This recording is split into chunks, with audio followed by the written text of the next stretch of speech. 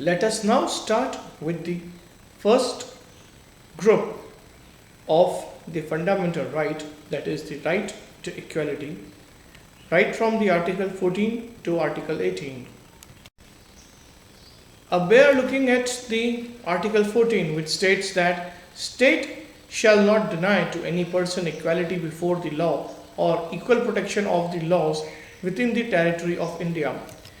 This clearly lays down the idea of equality enshrined under the preamble of the Constitution. The succeeding articles, right from Article 15 to Article 18, lay down the specific application of the general rules which are embodied under the Article 14. The glimpses of the principle of equality can also be observed under the Article 38, 39, 39A, 43, 46 of the Constitution. The Article 14 emphasizes over two expressions, namely equality before the law and equal protection of the law. The expression equality before law is originated from the British context, while the other is derived out of the Constitution of USA. Further, both of these expressions has been used under the Article 7 of the Universal Declaration of Human Rights. Now, both of these expressions may seem identical, but it's not like that.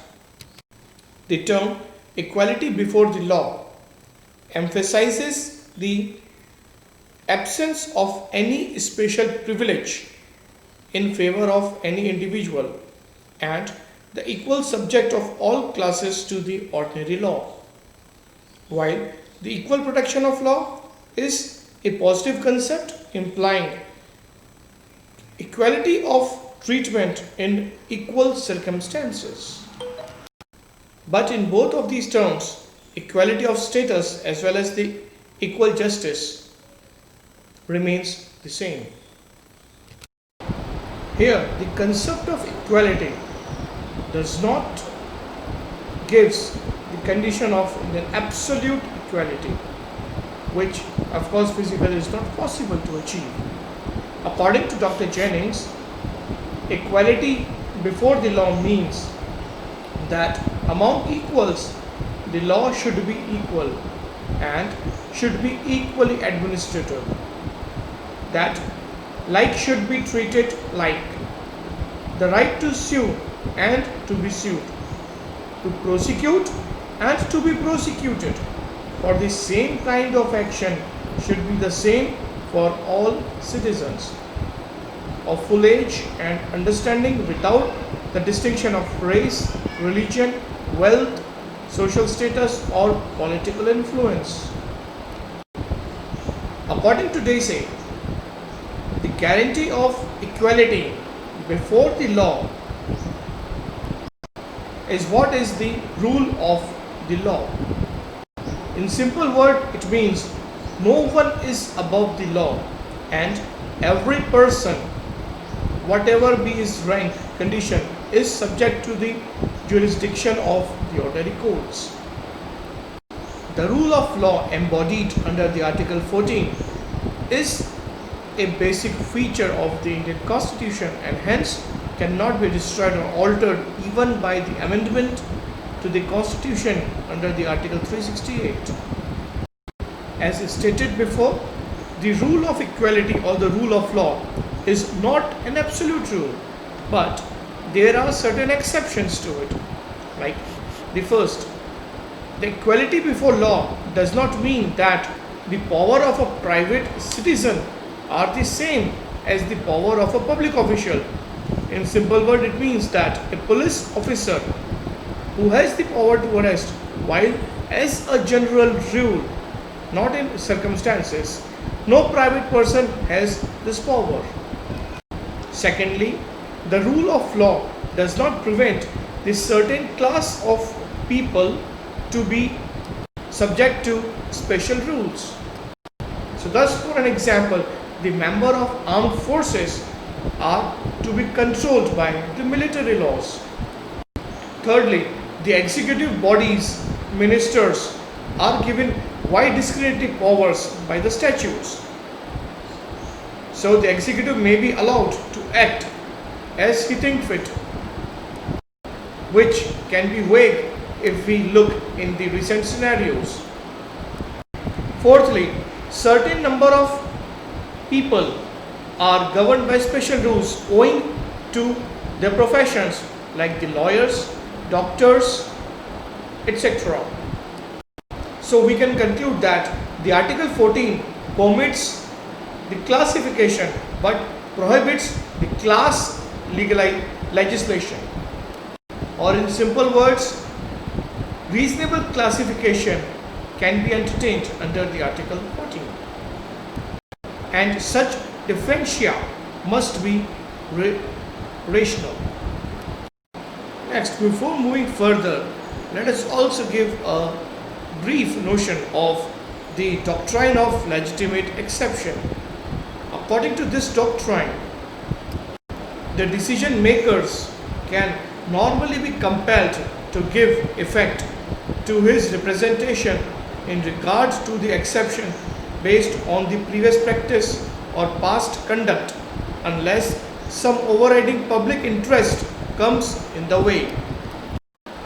Now, moving further, the Article 15 provides for the particular application of the general principle which is already embodied under Article 14. Article 15 prohibits the discrimination on the ground of religion, race, caste, sex, or place of birth. Now, looking to its first clause, the state shall not discriminate any citizen. So, here the word is the citizen on the grounds only of religion, race, caste, sex, place of birth, or any of them. Here the word discrimination is adverse distinction or distinguish unfavorable from the others.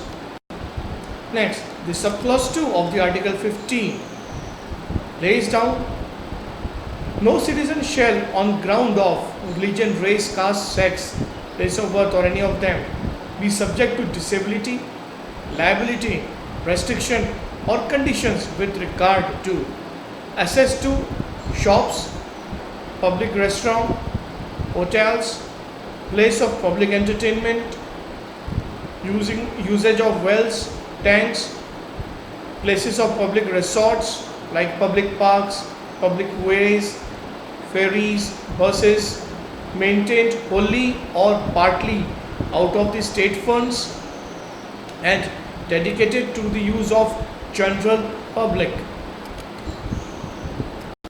Further, the clause 3 of the Article 15 provides for the state shall not be prevented from making any special provisions with respect to women and children. That simply means the women and children may have a special status as compared to the general public.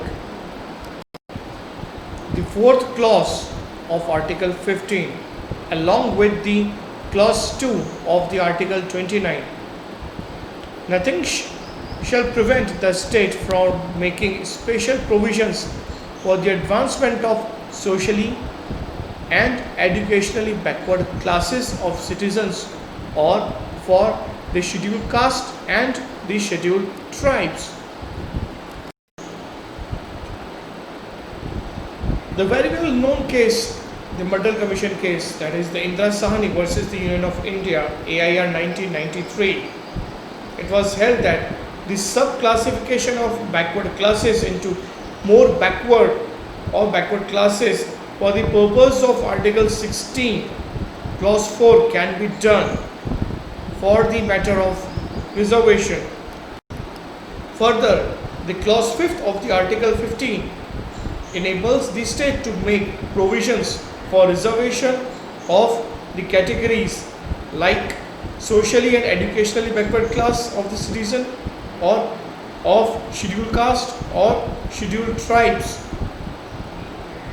in admission to private educational institutions, but it does not include the minority educational institutions. This clause 6 permits for the special provisions for the advancement of economically weaker sections of the citizens. Now we move to the Article 16, which gives the equality of opportunity to the public in the public employment.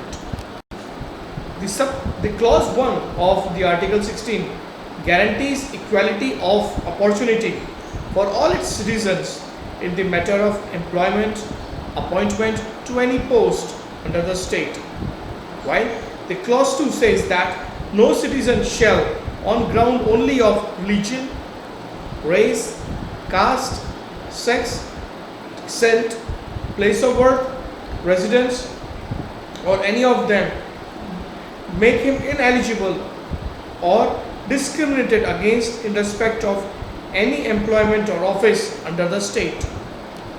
So we can see that the clause 1 and clause 2 of the Article 16 lay down the general rule of equality of opportunity in terms of appointment under the state, and no citizen can be discriminated. But the clause 3, clause 4, clause 4a, clause 4b and clause 5 provide the 4 exceptions to this general rule of equality of opportunity.